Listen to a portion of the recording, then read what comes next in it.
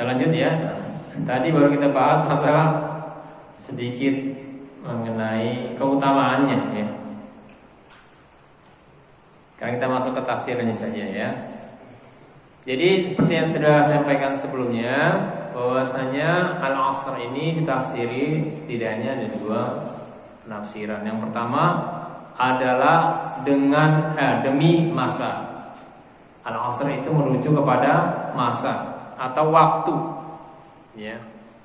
Sedangkan penafsiran yang kedua itu adalah sholat asar, baik waktunya maupun sholatnya, begitu. Akan tapi memang yang menjadi pandangan mayoritas ya, dan sudah masyhur di tengah masyarakat itu adalah pendapat yang pertama, yang mengatakan bahwasanya wal asr itu adalah demi masa atau demi waktu.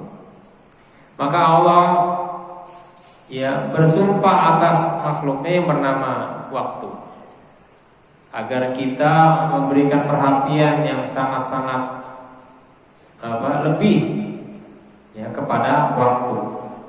Dan itu benar terjadi ya, bahwasanya yang menyia-nyiakan waktu pasti dia rugi. Bukan hanya di dunia saja, tapi nanti di akhirat juga seperti itu. Banyak orang menyesal ya karena tidak memanfaatkan waktu. Kan hadisnya juga sudah sangat terkenal ya. Ada dua kenikmatan yang membuat kita lalai. Yang pertama apa? Nikmat sehat. Yang kedua adalah waktu luang. Ya, nikmat sehat dan waktu luang. Itu membuat kita lalai. Makanya harus sering-sering kita ingat. Nah, jadi jemaah sekalian yang dirahmati Allah Subhanahu wa taala. Wal 'asri innal insana lafi khusr. Jadi sesungguhnya al-insan, maka ini merujuk kepada jenis ya. Jenis ciptaan Allah yang bernama manusia. Jadi menggunakan kata insan itu berarti termasuk di dalamnya orang beriman maupun tidak beriman. Secara umum, innal insana lafi, ada lam taukid, fi di dalam ya, lafi khusr. Nah, khusr ini artinya rugi ya. Walaupun sering dipakai di dalam transaksi jual beli ya, tapi khusr di sini memang jual beli, cuman dalam hal apa? Jual beli dengan Allah Subhanahu wa taala ya. Perdagangan yang jangan sampai ya kita tidak mendapatkan perdagangan yang tiada merugi. Ya, jadi masalah jual beli ini sudah disebutkan juga di surat Sof ya, surat Sof, bahwasanya kita ini melakukan amalan soleh itu layaknya kita sedang melakukan jual beli, transaksi jual beli, gitu ya. Kita jual dengan amalan-amalan soleh kita yang nilainya itu kecil di sisi Allah Subhanahu wa taala, tapi Allah beli dengan nilai yang sangat besar. Ya. Ya kurang lebih ini ya. Misalnya jual aqua nih. Oh, enggak boleh menyebut aqua ya. Sponsor. Air mineral ya. Air mineral. Jual air mineral. Di mata manusia kan paling hanya 500. Tapi kalau Allah yang beli, ini dihargai 5 miliar. Ya. Begitu luar biasa Allah royal terhadap rizkinya, sangat royal. Bayangkan amalan-amalan soleh kita yang remeh-temeh itu, ya, di sisi Allah ya remeh-temeh. Amalan kita itu karena tidak akan bisa memasukkan kita ke dalam surga, gitu ya. Makanya disebut kita itu tidak bisa masuk ke dalam surga karena amal-amal kita. Tapi justru karena ada berkat rahmat Allah yang Maha Kuasa, baru kita bisa masuk ke dalam surga. Kalau ditimbang itu kecil. Kan dulu pernah ada ya kisahnya, ada orang minta ditimbang apa? Ya Allah, masukkanlah aku ke dalam surgamu karena amal-amalku, kata orang tersebut. Ya, nanti ada kisahnya itu di hari akhir nanti. Ya, maka kata Allah, engkau tidak akan bisa masuk ke dalam surga ya dengan hanya mengandalkan amal-amal. Tapi dia mesti bersikukuh. Akhirnya ditimbanglah, beratnya hanya sebesar biji mata saja. Ya. Sedangkan dosanya sabrak-abrak. Maka dari itu ya jamaah sekalian yang dirahmati Allah Subhanahu wa taala, kita hanya bisa melaksanakan apa yang diperintahkan Allah Subhanahu wa taala sambil mengharap rahmatnya dan ridhonya. Karena Allah ketika Dia memberikan balasan pahala kebaikan itu minimal itu 10 kali lipat. Minimal itu 10 kali lipat. Maka beruntunglah orang yang mohon maaf ya tilawahnya itu setiap hari dan banyak. Karena satu hurufnya itu dihargai dengan 10 kebajikan satu hurufnya. Ya, satu hurufnya. Tadi misalkan saya baca surat Maryam, ada berapa huruf itu kira-kira? Kita baca ya, kita sholat, ada berapa huruf kira-kira? Tinggal kali 10 minimal itu minimal. Ya. Belum lagi kualitas dari pahala yang 10 itu bisa berbeda-beda. Tergantung kita dalam sholatnya itu khusyuk atau tidak, bisa menghayati apa tidak. Ya nilai kualitasnya beda lagi nanti.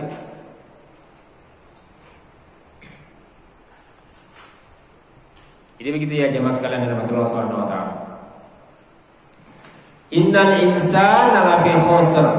Sungguhnya manusia itu benar-benar berada di dalam kerugian.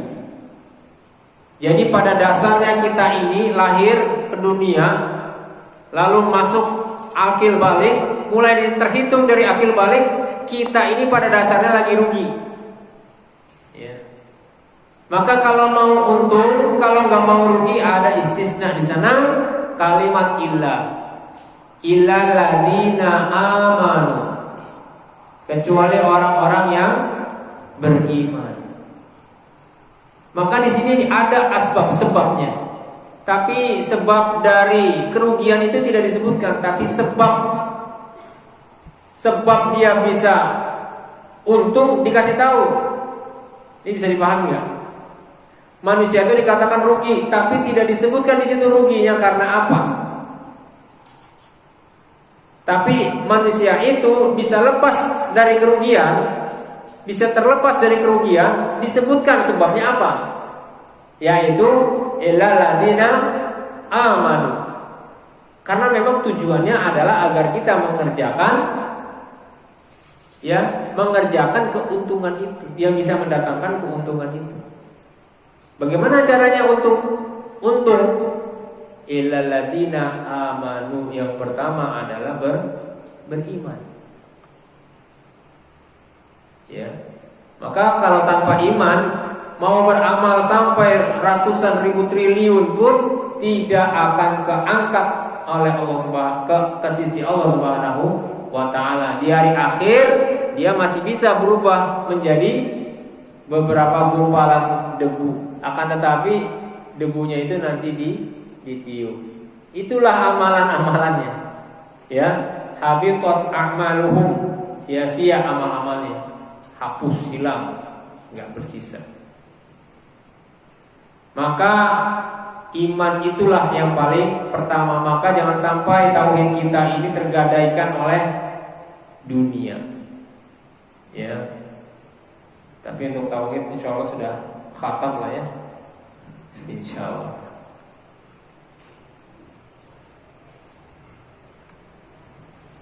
Ya, jamaah sekalian dirahmati Allah Subhanahu wa taala. Illal ladzina amanu. Jadi aspek pertama dan paling utama adalah beriman kepada Allah Subhanahu wa taala, ya, percaya dengan rukun yang iman itu, ya, rukun iman yang 6 itu. Ya. Iman pada Allah, pada malaikat, lalu Rasul dulu apa kitab dulu? Rasul dulu apa kitab dulu? Hah? Kitab dulu ya. Kitab dulu, baru Rasul, baru hari akhir. Ya, setelah itu baru qada dan qadar. Ya, itu harus kita beriman kepada enam itu. Lalu apa? Wa amilus shalihat. Amal soleh. Ya, amal soleh berarti amal yang bisa mendatangkan keridhaan Allah Subhanahu wa taala. Semua kebaikan itu adalah amal soleh. Ya, apa saja itu adalah amal soleh. Ya, semua kebaikan. Nah, karena itu ini umum sekali, makanya yang kalau misalkan mau menghayati saja, ya iman amal soleh sudah dihayati dikerjakan udah selesai sebenarnya. Ya.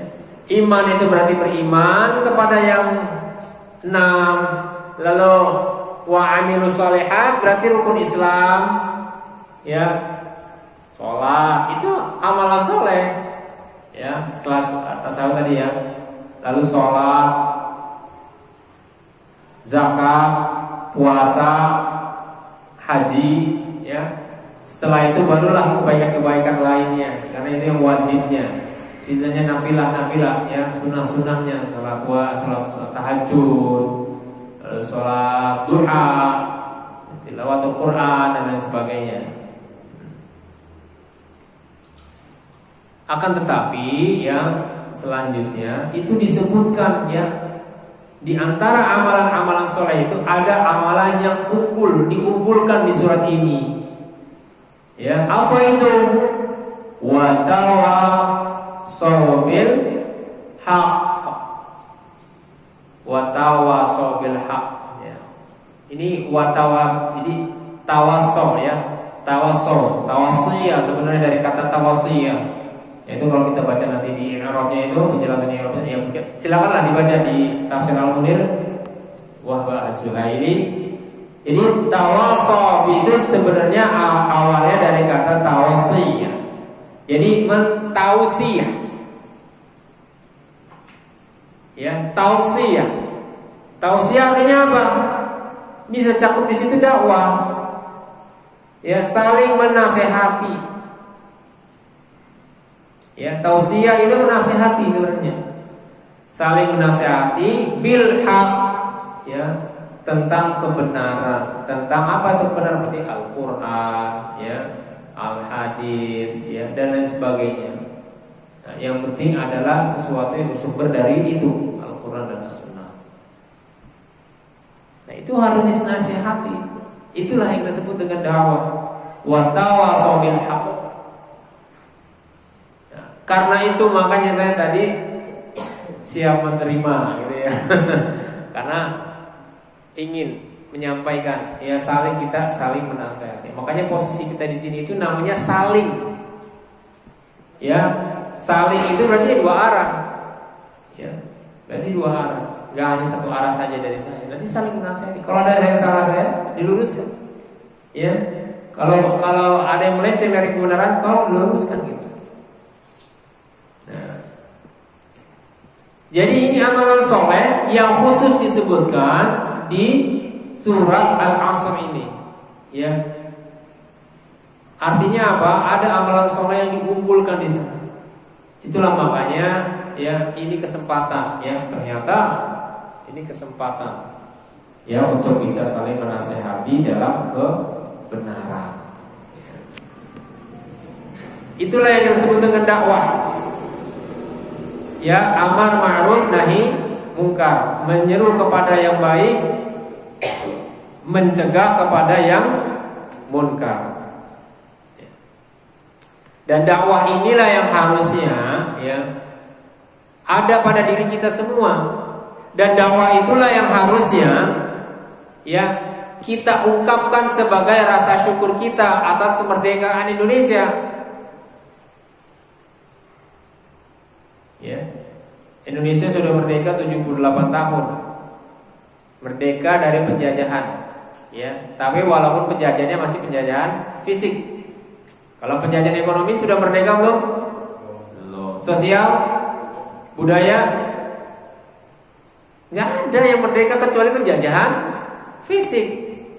Tapi tetap harus disyukuri. Ya. Kenapa? Ingat perjanjian Hudaibiyah. Perjanjian Hudaibiyah itu sekilas merugikan umat Islam. Ya, isinya itu sekilas merugikan umat Islam. Bahkan nama Nabi saja tidak boleh ditulis sebagai Rasulullah. Ya, sampai para sahabat termasuk Ali nggak mau menuliskan ganti dengan Abdul Qasim, nggak mau. Ya. Juga Umar juga, ya sangat nggak setuju dengan isinya. Ya. Sampai berkata kepada Rasulullah, bukankah engkau Rasulullah? Ya. Bukankah kita berada di pihak yang benar? Kenapa harus ngalah gitu ya? Tapi apa yang ingin dicapai di kesepakatan itu yang ada dalam visinya Rasulullah SAW? Perdamaian. Karena dengan perdamaian dan kebebasan berdakwah, Rasulullah itu bisa ya mendapatkan banyak pengikut. Karena yang dibawa Rasulullah adalah kebenaran, pasti orang mau ikut. Pasti orang mau ikut dengan dakwahnya itu. Pasti orang akan bertambah banyak tanpa harus pertumpahan darah. Jadi perjanjian Hudaibiyah walaupun terlihatnya merugikan, tapi itu adalah cikal bakal kemenangan umat Islam, sehingga Makkah pun futuh tanpa harus perang. Ya, Makkah itu futuh tanpa harus perang. Kenapa? Pengikutnya sudah semakin banyak. Setelah perjanjian Hudaibiyah itu Rasulullah mengutus ya berbagai macam utusan mendakwahkan Islam kemana-mana, sampai ke Raja Maukawqis di Mesir, sampai ke Raja Romawi Hercules, raja apa lagi? Persia, ya. Tapi memang sambutannya berbeda-beda, ya. Seperti Heraklius sebenarnya dia mengakui, tapi karena terlalu gengsi ya atau takut dicemooh dan lain sebagainya, apalagi para pendeta tidak setuju dia masuk Islam, maka akhirnya dia tetap berada dalam agamanya. Begitu juga Raja Maukawqis, walaupun terkesima dengan dakwahnya, tapi tetap tidak mau, lebih milih bayar jizyah. Lebih milih bayar jizyah dan menghadiahkan. Ada yang tahu? Hadiahnya apa Raja Maukawqis kepada Nabi? Seorang budak bernama Mariyatul Qibtiyah, Maria Al-Qibti. Ya, jadi dihadiahi seorang budak namanya Maria. Al-Qibti itu adalah nama kabilahnya. Ya, makanya disebut dengan Mariyatul Qibtiyah. Ya, budaknya cantik. Budak itu nggak harus kalau hitam ya. Budak itu bisa putih gitu ya. Budak itu adalah dia berada di bawah kekuasaan orang lain, itu budak. Ya, budak ini cantik ya, itu dihadiahkan pada Rasulullah SAW dan diterima dengan baik. Bahkan dari ini ya Rasulullah itu bahkan menjadikannya istri dan bisa melahirkan seorang anak. Dari rahim itulah ya muncul yang namanya Ibrahim. Ya. Jadi Rasulullah punya anak laki-laki, yang pertama adalah diberi nama Qasim, makanya Rasul disebut dengan Abul Qasim. Ya. Tapi memang hidupnya tidak lama. Begitu juga Ibrahim. Ya. Setelah lahir tidak lama meninggal. Dan itu bertepatan dengan gerhana matahari apa bulan waktu ya? Kalau nggak salah gerhana bulan. Ya. Nah, karena itu terjadilah kegemparan ya, ternyata gerhana ini karena ada kematian seseorang. Nah, akhirnya diklarifikasi, diluruskan oleh Rasulullah SAW. Gerhana itu bukan karena kematian seseorang, tapi ini adalah salah satu tanda kebesaran Allah Subhanahu wa Ta'ala. Ya, jadi itu ya. Rasul punya anak namanya Ibrahim, meninggalnya tidak lama dari sejak lahir. Ya, itu berasal dari rahim Maria Al-Qibti, merupakan budak dari yang diberikan oleh Raja Maukawqis. Nah, begitu. Ya, jadi dakwah Kalau bingung bagaimana cara kita merayakan kemerdekaan kita, ini sebenarnya ungkapkan rasa syukur kita dengan berdakwah, amar ma'ruf nahi mungkar, ajak orang berbuat baik, ya, cegah dari berbuat yang buruk, yang mungkar, maksiat. Gitu. Jadi jangan hanya mensolehkan diri sendiri. Kita rajin datang pengajian, itu bagus untuk mensolehkan diri, tapi jangan berhenti sampai sana. Kita harus bisa mensolehkan orang lain. Kalau kita tidak bisa dengan cara mengajar, seperti misalkan saat ini saya berada, ini bentuknya mengajar, menyampaikan tausiah. Kalau tidak bisa kita dengan cara seperti ini, maka dengan cara mengajak, ya. Maka harusnya ke depan ini harusnya ada target ini. Bagaimana caranya ketika kajian yang datang 2 kali lipat dari kajian sebelumnya. Nah, itu ada hasil dakwahnya.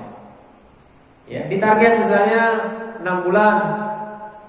Ya, 6 bulan kemudian yang ikut pengajian bisa 2 kali lipat misalnya.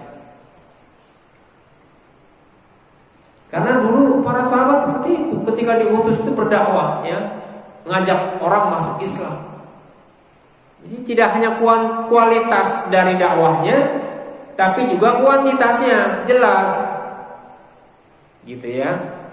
Kuantitasnya jelas juga. Maka kualitasnya adalah apa yang kita sampaikan, kuantitasnya semakin banyak misalnya orang yang sholat di masjid, gitu ya. Itu kuantitas kelihatan. Oh, sekarang sholat maghrib jamaahnya udah nggak cukup ini satu ruangan ini, misalnya. Itu kuantitasnya. Nah, ini perlu ditarget sebenarnya, ya. Sehingga dakwahnya itu memang efektif.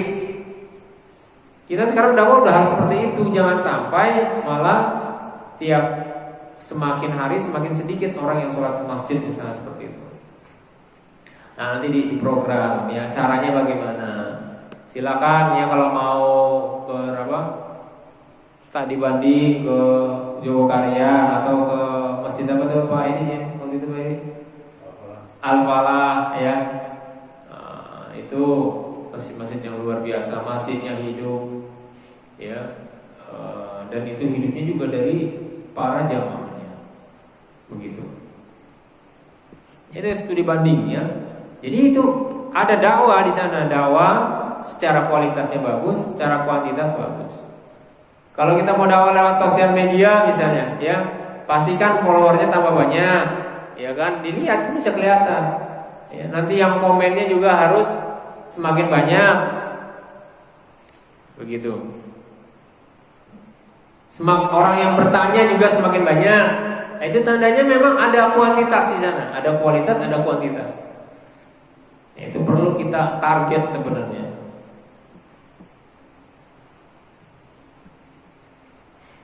Ya, jadi seperti itu. Wa tawassaw bil haqq. Itu maknanya adalah dakwah amar ma'ruf nahi munkar. Nah, setelah wa tawassaw bil haqq, wa tawassaw bis sabr. Saling menasihati dalam kesabaran. Jadi sebenarnya ya, ini ayatnya bisa saja bunyinya wa tawassaw bil haqqi wa tawassaw bil haqqi was sabr. Tapi karena memang butuh penekanan di sana, Allah ingin menekankan dua amalan soleh ini, maka watawassaw bil haqqinya disebutkan, watawassaw bil sabrnya disebutkan, watawassaw bilnya. Ya, kalimat tausiyahnya itu disebutkan. Padahal kalau bisa digabung bisa kan? Watawassaw bil haqqi was sabr. Bisa. Tapi karena ingin jadi perhatian bagi kita semua orang yang beriman, maka diperhatikan wa tawassaw bil haqqi lalu wa tawassaw bis sabr. Jadi itu adalah dua hal yang sudah sunnatullah. Yang namanya orang berdakwah itu pasti ada namanya tantangan. Pasti ada yang namanya penolakan. Dan itu kadang-kadang kita udah serius berdakwah, ya, lalu dapatlah itu yang namanya cercaan, cacian, makian atau penolakan, itu kadang-kadang mental kita down. Itu makanya perlu ada yang namanya watawassaw bis sabr. Jadi dakwah itu boleh fardiyah sendiri gak apa-apa, tapi jangan sendiri saja terus. Harus ada yang namanya komunitas dakwah. Kayak gini kan komunitas sebenarnya. Jadi ketika misalkan antum ya dakwah fardiyah, dakwah sendiri-sendiri, misalkan ke tetangga, ya kan, kita malah dimarah-marahin sama tetangga, apaan sih ngajak-ngajak masjid, ngajak sok soleh misalkan gitu. Sok soleh loh, ya. Nah, down jadinya. Kita kumpul lagi nih dengan orang-orang soleh. Wa tawassaw bis sabr, agar apa? Meningkat kesabaran kita. Ya, kalau kesabaran itu sudah meningkat, balik lagi ke tetangga. Ya, kalau kemarin datangnya tangan hampa, sekarang bawa gorengan, ya kan? Ya, ntar disemprot lagi bisa jadi, ya. Emangnya gorengan doang bisa bikin saya ke masjid, gitu. Ya nanti batawa sober lagi, ya kan? Balik lagi, ya kan? Ngobrol-ngobrol lah, pakai apa namanya istilah uslub yang baik, uslub cara, ya. Mau izo hasanah, ya, caranya yang baik, diteliti apa kira-kira yang menjadi kebutuhan dia. Oh, dia ternyata anaknya itu nggak ada yang nganter tiap pagi ke sekolah, kita tawarin. Dari situ ternyata, ya, dari sana dianterin anaknya, bareng sekalian saya juga mau kerja nih, gini. Akhirnya enak, ngobrol asik. Setelah ngobrol asik, ya, sekali-kali wah apalah masjid pak, gitu kan, bareng-bareng. Iyalah nggak apa-apa lah, ya apa. Akhirnya udah mulai, gitu ya. Jadi ada mauizah hasanah di sana, uslub yang baik, cari cara yang baik. Ya. Ada juga yang kalau Jogo Karyan pernah ya bikin surat undangan, gitu ya. Surat undangan sholat berjamaah, tintanya emas. Ya udah kayak undangan gitu ya, undangan pernikahan, ya kan. Ya cuman memang di situ ada menu-menunya ya, kalau habis subuh gitu kan, habis subuh kacang hijau, ya kan, sini makan bersama, ya, itu ada dulu seperti itu. Kalau sekarang bagaimana nggak paham, begitu ya. Jadi dakwahnya itu bagus, enak, orang welcome sekali jadinya. Nah itulah ya, Alhamdulillah rahimahullah, jamaah yang dimuliakan Allah Subhanahu Wa Taala. Maka pada dasarnya ya kita itu harus mengisi kehidupan kita ini dengan berbagai macam amalan soleh apa saja. Cuman ada yang patut jadi unggulan amal, yaitu adalah dakwah. Karena memang dakwah itu adalah amal utama. Karena dakwah itu adalah tugas utama para rasul. Rasul adalah orang yang paling mulia, maka tugas utamanya adalah tugas yang paling mulia, yaitu berdakwah. Maka kalau misalkan kita juga berdakwah ya sebagaimana Rasul, maka sudah insya Allah tempatnya kita nggak jauh-jauh dari Rasulullah Shallallahu Alaihi Wasallam. Ya, pahami ya dakwah dengan baik, ya tetap ikut kajian, ya pahami bagaimana cara berdakwah.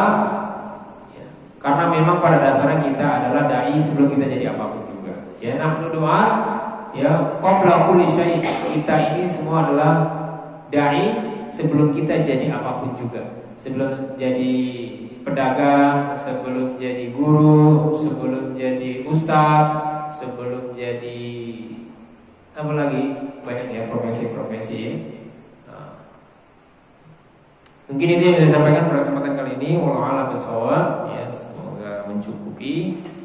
Barangkali ada yang mau bertanya, ya kami persilakan. Insyaallah kalau bisa saya jawab, insyaallah saya jawab. Tapi kalau nggak bisa saya jawab, saya serahkan ke Ustaz Mahir.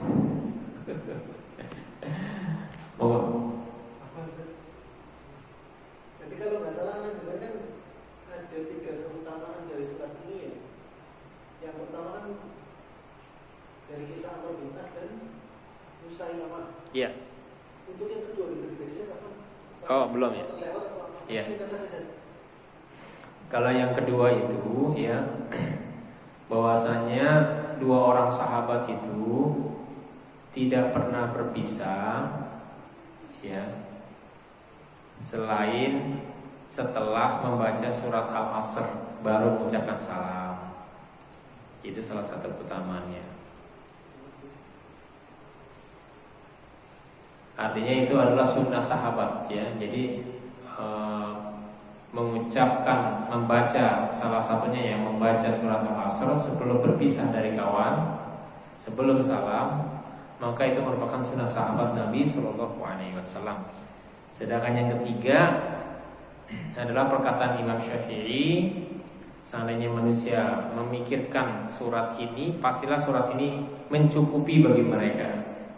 Ya, cukup, artinya keutamanya adalah dengan memahami surat Al-Asr maka mencukupi kehidupan dunia dan akhirat mereka, gitu ya.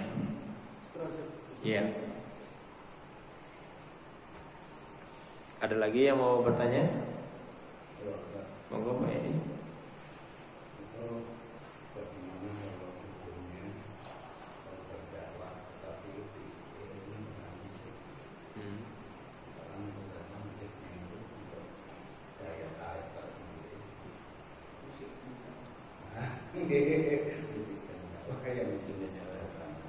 Haji Rom.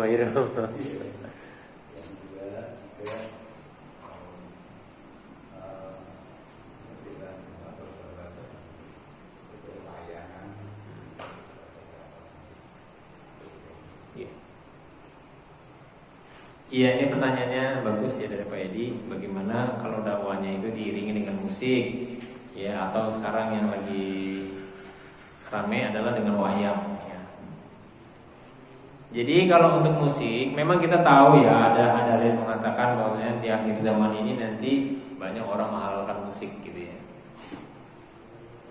Menurut fatwa Yusuf Qaradawi, ya, dan ini bukan hanya beliau saja ya, ada beberapa ulama.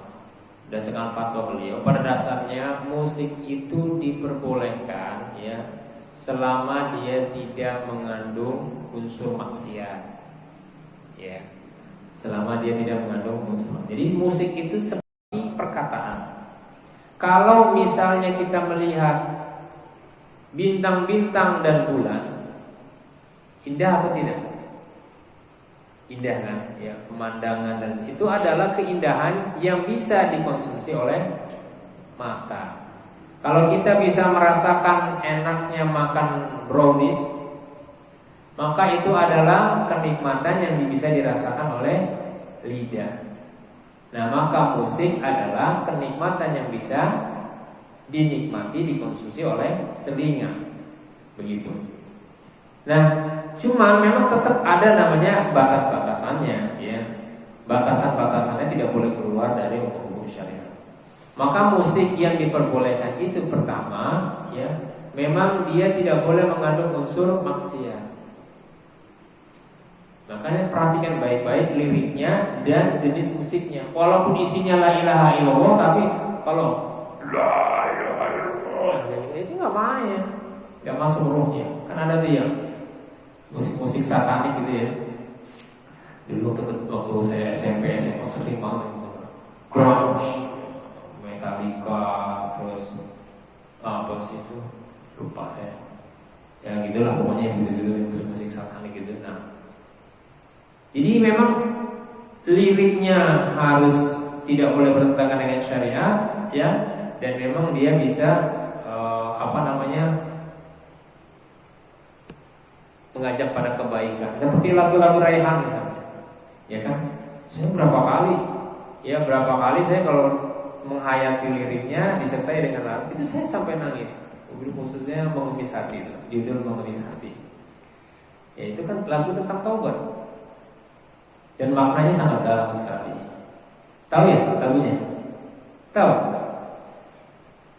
Tuhan dulu pernah aku memiliki simpati kepada manusia. Dan intinya gitulah. Pokoknya dia alfa, ya kan?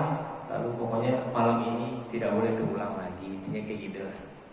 Ya itu lagu taubat. Ya, kok udah lama saya dengar lagi itu mesti saya nangis. Ya terharu.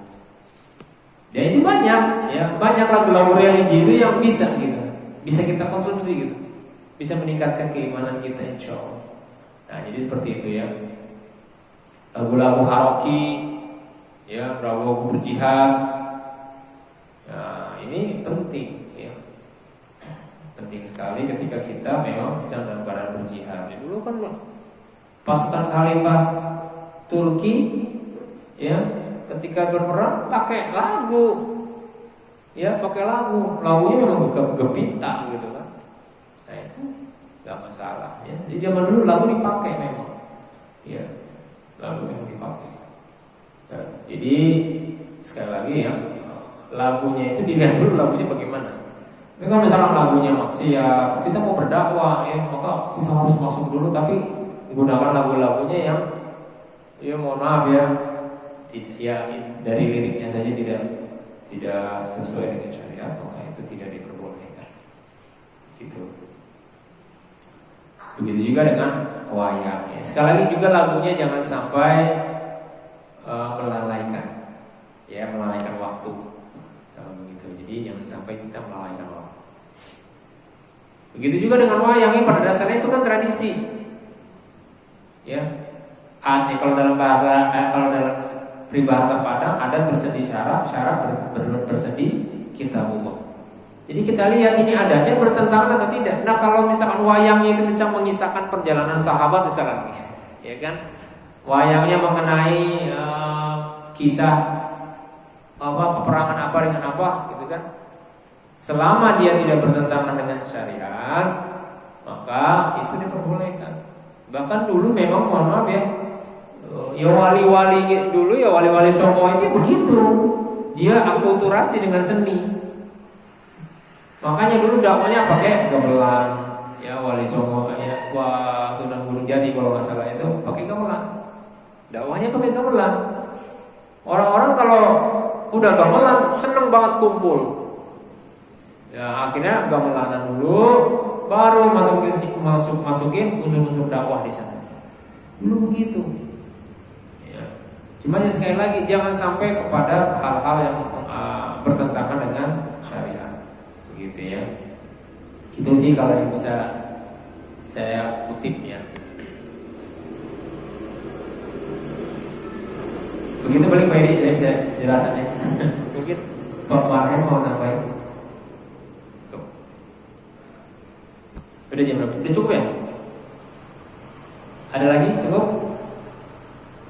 Oke. Kalau begitu, ya kita cukupkan saja. Mohon maaf atas segala kekurangan dan kesalahan. Kemudian Allah Subhanahu wa taala yang salah dari diri saya pribadi. Mohon dibukakan pintu maaf yang sebesar-besarnya. Kita tutup dengan hamdalah. Alhamdulillahirabbil alamin. Dan doa kafaratul majlis. Subhanakallahumma wa bihamdika asyhadu an la ilaha illa anta astaghfiruka wa atubu ilaik. Wassalamualaikum warahmatullahi wabarakatuh.